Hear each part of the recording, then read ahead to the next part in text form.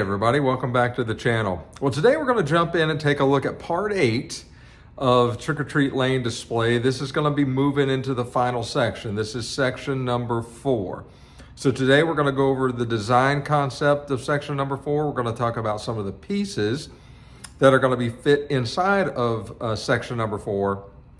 And then we're going to start building section number 4. So I suspect that this will take another 1 to 2 videos, or at least to finish up section 4, and then we'll be ready to assemble all 4 sections. So we got that to look forward to. But before we get to any of that, let's jump in and take a look at the design behind section number 4. Okay, so here's the preliminary setup for section number 4, subject to change. I just started putting some pieces on and kind of experimenting and seeing what it's going to look like. But you can see section 3, vacant of any buildings or people, that is sitting over there. And so obviously section number 4 is going to be resting right up against that. We're going to have the road going down the middle, a couple of sidewalks, and then we're going to have the Peanuts Trick or Treat Lane house. The bad news is, and you can kind of see, a lot of people have asked me, how big is this display, or how big are the individual modular sections? These are 2 foot by 2 foot. So 2 foot by 2 foot section of the project foam, the XPS foam that you can pick up at your local hardware store. And so you don't have a whole lot of room. You've really got to crunch things together. And so I'm still doing some measuring, but we're going to have the Peanuts house here.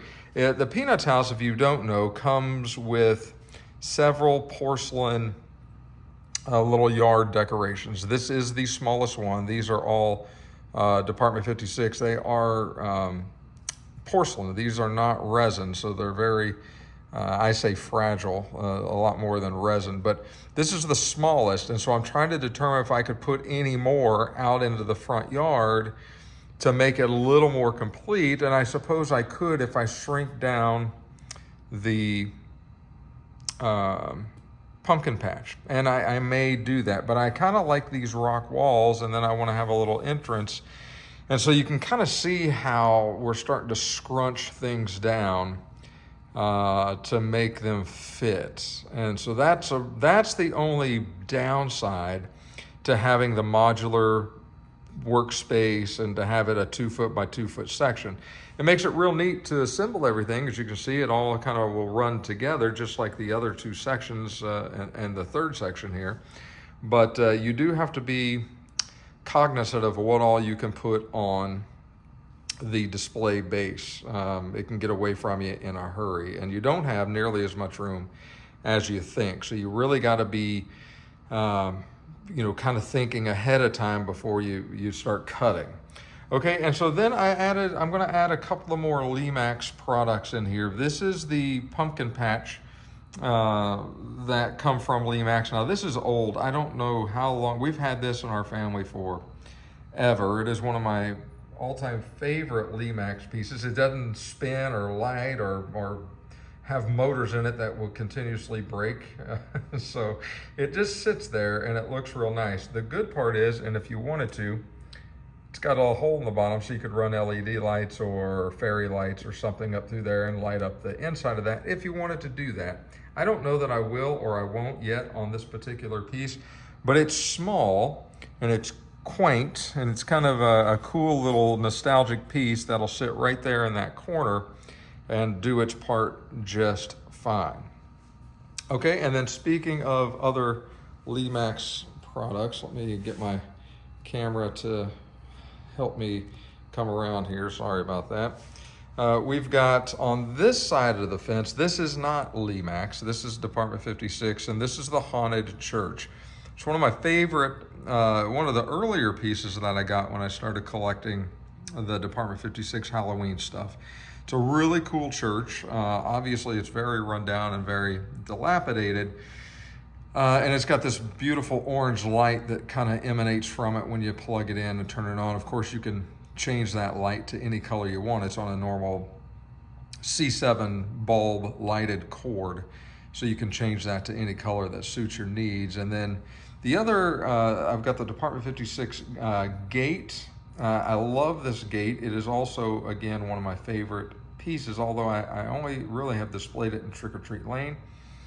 But this goes good in a graveyard or where I think it's a perfect graveyard gate. And so I'm going to try to incorporate that into the graveyard. I've got the spooky wrought iron fence that is going to accompany that. I didn't want to try to build a fence. It matches the gate perfectly. It's a little on the small side, but I think we can make it work. And then we're back over to another one of my nostalgic Lemax pieces. Had this forever too, and this is the Sir Edgar Goodbody crypt.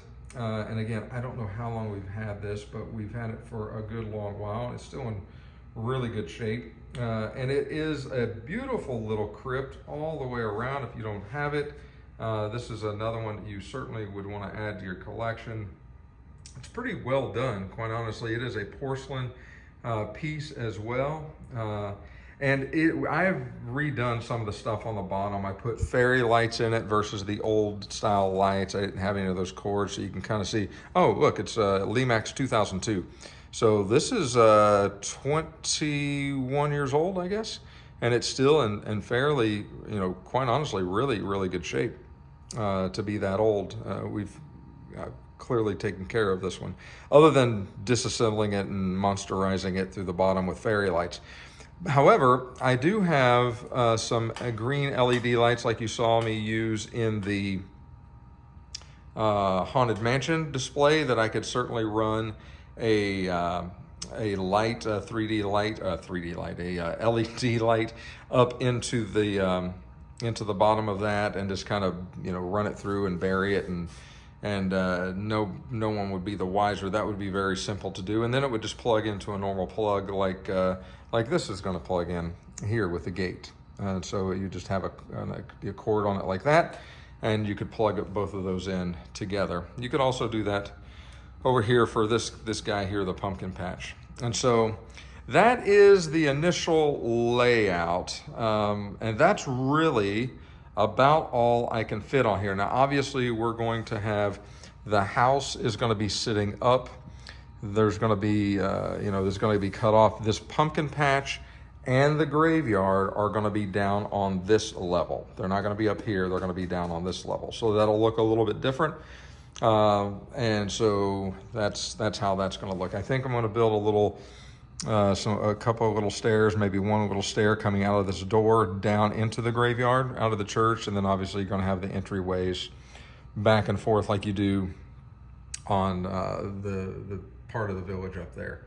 So you're going to have those sitting up on a little bit of a rise, and then the pumpkin patch and the graveyard are both going to be a level down, which I think will add to the cool factor of it. I think it'll help it to look pretty good. And so I think once this is all outfitted with some grass and sand, I think I'm going to run some sand paths up to the mausoleum or the crypt, and I think I'm going to run a sand path out of the doorway up into the gate. So you're going to have a little bit of sand around the gate, and then kind of maybe two paths going off to the left and right, and then a lot of tombstones and Halloween, graveyard stuff into the cemetery. And then on the pumpkin patch, I think we're going to have more of a, pathway up to the little booth here for the pumpkin patch, and then some sand mixed with some other things, and other things being some moss, some different kind of material to sort of make a pumpkin patch looking ground. And then obviously we'll put a whole bunch of pumpkins in there to kind of set that off, and I think that'll look really good once it's finished as well. So with that, that's sort of the initial design. Let's get a marker out and start marking where we're going to start cutting our foam. Okay, so I've got a black magic marker, and what I'm really going to do first is just kind of highlight where the section 3 comes into section 4 with the second story here, if that makes sense. So right about in there, and I'll cut on the outside of that line. And then the same thing right about here. right in there. So the first two cuts that I'm going to make are going to be with the Proxxon. I'm going to go get that set up. I'll do that in here where you can see it. And then I'm just going to cut straight down, and then we will put these back on and measure how to cut this way. If we wanted to save a little bit of time, and we certainly can do that, I think I want kind of this to come out to probably right about here. That should be about good for that cut there going this direction. And so we know that this is the side that we want on this side. And then on this side, I'm going to get out of the camera here, but you can still kind of see what I'm doing. I want this to come right up to this little thing here. So if that's right about there, something about like maybe trying to get that as straight as I can, maybe here. That looks pretty close to being there, and then obviously this is the side that we want. So that's going to get us pretty close. So we'll make that way we don't have to reset everything up in order to mark it out again. We know we're going to cut here and here, and then sidewalks. If we want to measure the sidewalks, which is never a bad thing to do, and but I do have some other foam, I believe, out in the garage that is already the same color. It's already used for sidewalks, so I think it's already the same size. So I'll probably grab that and use that to cut the sidewalks and just kind of fit them into place. So let's get this disassembled. Let's get the Proxxon in, and then we'll use that to cut this foam out and see where we're looking, see how it's looking after we get it cut. Okay, so I've got the Proxxon in. I also took this out in the garage and used my T-square to draw the lines a little more straight where I want to cut. And the reason that I did that is because this is so wide that the fence of the Proxxon has to come off, and you have to really do it freehand.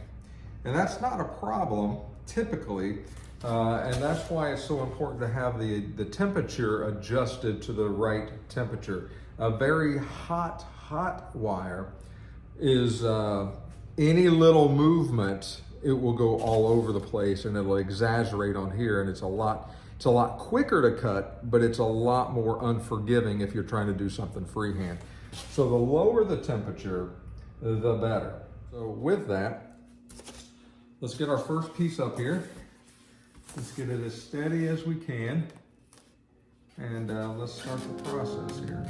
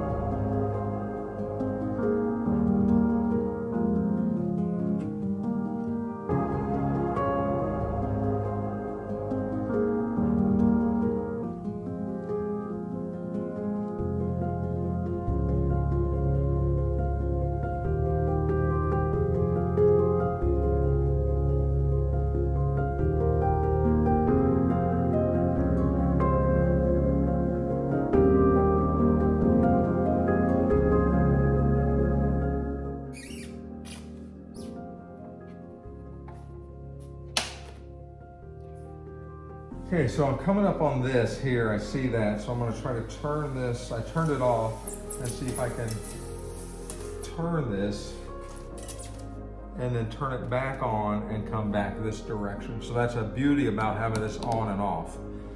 So we'll turn it back on.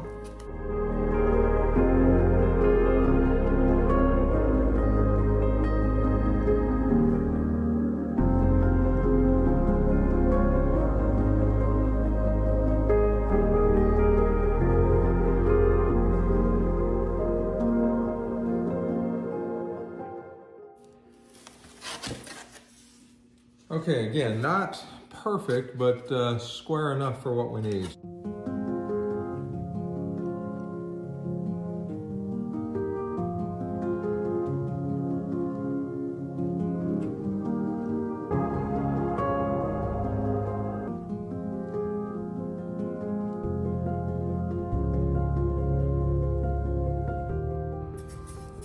Okay, so this is the length of the sidewalk. It's 2 foot, obviously cut, and it's the 1 inch thick. So now I've got it set for about 1/4 of an inch, just a little bit more to match up. And then I'm gonna run this through the Proxxon real quick, twice for 2 sidewalks.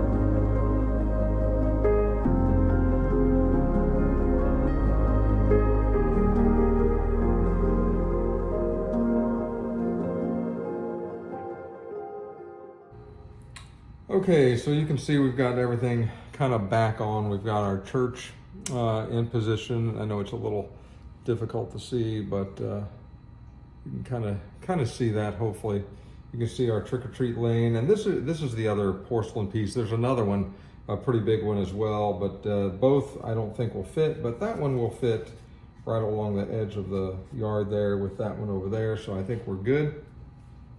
Peanut's house, got the church. We'll have a couple little steps coming down through here into the graveyard. Now, my graveyard, my cemetery, I want the gate to be about like that.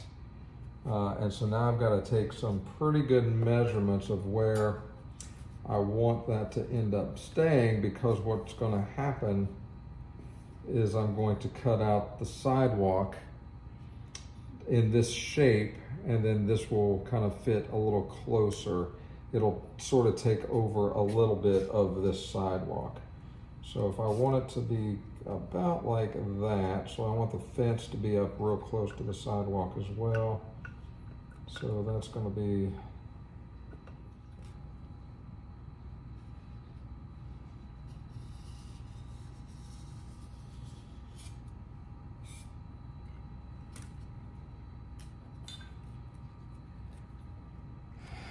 okay. I will take this back to the Proxxon and cut it real slow. I'm going to show you how to do that. Okay, so we've got our Proxxon turned down to about almost just a little bit over 1, maybe 1 1/4. And we're just simply going to cut nice and slow to try to trace this little cut out here so it fits up against our spooky cemetery gate.